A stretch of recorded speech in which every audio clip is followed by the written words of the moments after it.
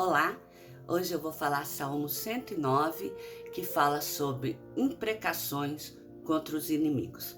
E eu vou começar explicando que imprecações é desejo intenso de algo ruim aconteça a alguém. É uma praga que se joga, é um mal que se deseja a uma pessoa.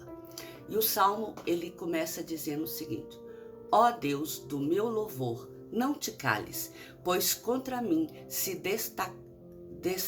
desataram lábios maldosos e fraudulentos, com mentirosa língua falam contra mim. Cercam-me com palavras odiosas e sem causa me fazem guerra. Em paga do meu amor me hostilizam. Eu, porém, oro. Pagaram-me o bem com o mal, o amor com o ódio. Então, aqui mostra na parte inicial que Davi, ele expõe para Deus que muitos dos que levantam contra ele, eles vêm com ataques injustos. E eles têm visto que tem sido vítima de traição de muitas pessoas. E assim, ele pede que Deus olhe a situação pela qual ele está passando e que ele interfira, pois até o bem que ele planeja e que ele faz para as pessoas, este bem vira mal contra ele próprio. Então ele quer que Deus age em seu favor. E o Salmo prossegue: suscita contra ele um ímpio, e à sua direita esteja um acusador. Quando julgarem, sejam condenados, e tida como pecado a sua oração. Os seus dias sejam pouco, e torne outro o seu encargo. Fiquem órfãos os seus filhos, e viúva a sua esposa. Andem errante os seus filhos, e mendigue, e sejam expulsos das ruínas de suas casas. De tudo que tem lance mão o usuário, do fruto do seu trabalho, esbulhem-no os estranhos. Ninguém tenha misericórdia dele, nem haja quem se compadeça dos seus órfãos. Desapareça sua posteridade, e na seguinte geração se extingue o seu nome. Na lembrança do Senhor, viva a iniquidade de seus pais, e não se apague o pecado de sua mãe. Permaneçam antes os olhos do Senhor, para que faça desaparecer da terra a memória deles. Porquanto não se lembrou de usar de misericórdia, mas perseguiu o aflito e o necessitado, como também o quebrantado de coração, para os entregar à morte. Amou a maldição, ela o apanhe. Não quis a benção, aparta-se dele. Vestiu-se de maldição como de uma túnica. Penetre como água no seu interior, e nos seus ossos como azeite. Seja-lhe como a roupa que o cobre, e como o cinto com que sempre se cinge. Tal seja da parte do Senhor o galardão dos meus contrários e dos que falam mal contra a minha alma. Aqui mostra que, diante de toda essa percepção de que as pessoas ficam falando mal, inventando calúnia contra ele, Davi começa a praguejar, ele começa a fazer um desejo intenso de que algo ruim aconteça contra os seus inimigos, como, por exemplo, que os filhos fiquem órfãos, que as viúvas elas sejam lançadas fora de suas casas, que ninguém tenha misericórdia deles, que inclusive esses filhos eles desapareçam as suas descendências, que o nome dessa família toda se apague da face da terra. Então, ele mostra que diante de toda investida maldosa e dos ataques injustos que sofre, ele começa a pedir a Deus uma vingança sobre tudo aquilo que age mal contra ele. Porém, no seu pedido, o que ele faz? Ele deixa sair de dentro dele todo o seu ressentimento, todo o ódio que ele guarda no coração contra aqueles que querem mal, assim como as pessoas necessitadas entre o povo. E dessa forma, quando Davi começa a orar a Deus para destruir seus opressores e toda a sua casa, a ponto ainda de apagar-lhes o nome sobre a face da terra, é possível ver que Davi, aqui, ele passa a agir exatamente como aqueles que o querem mal. Davi, ele não se faz diferente. Davi se torna um igual. E nessa parte aqui, ele peca. Porque a gente não deve pagar o mal com o mal. Mas a gente deve fazer do mal parar e transformar aquilo em bênção. Mudar o nosso caminho. E não dar ouvido ao que as pessoas dizem. Mas Davi não. Davi vai além. Davi, ele começa a desejar mal.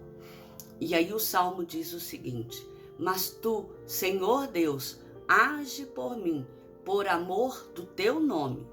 Livra-me, porque é grande a tua misericórdia, porque estou aflito e necessitado, e dentro de mim sinto ferido o coração. Vou passando como a sombra que declina. Sou atirado para longe como um gafanhoto.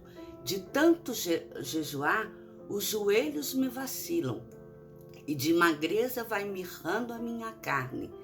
Tornei-me para eles objeto de opróbrio.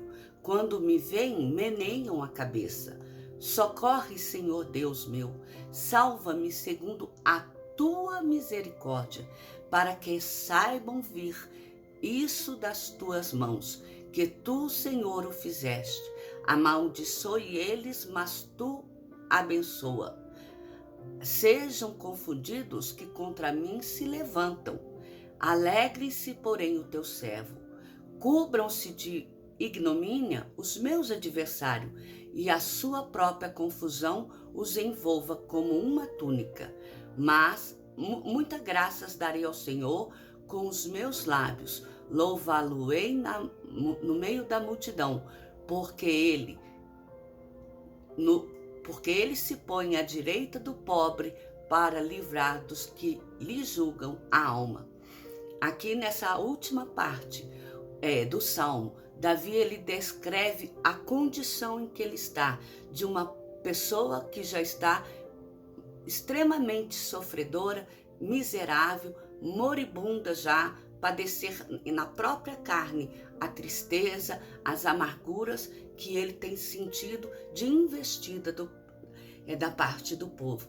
Que ele, inclusive, ele tem feito jejuns para que aquela situação mude, mas ela não tem mudado.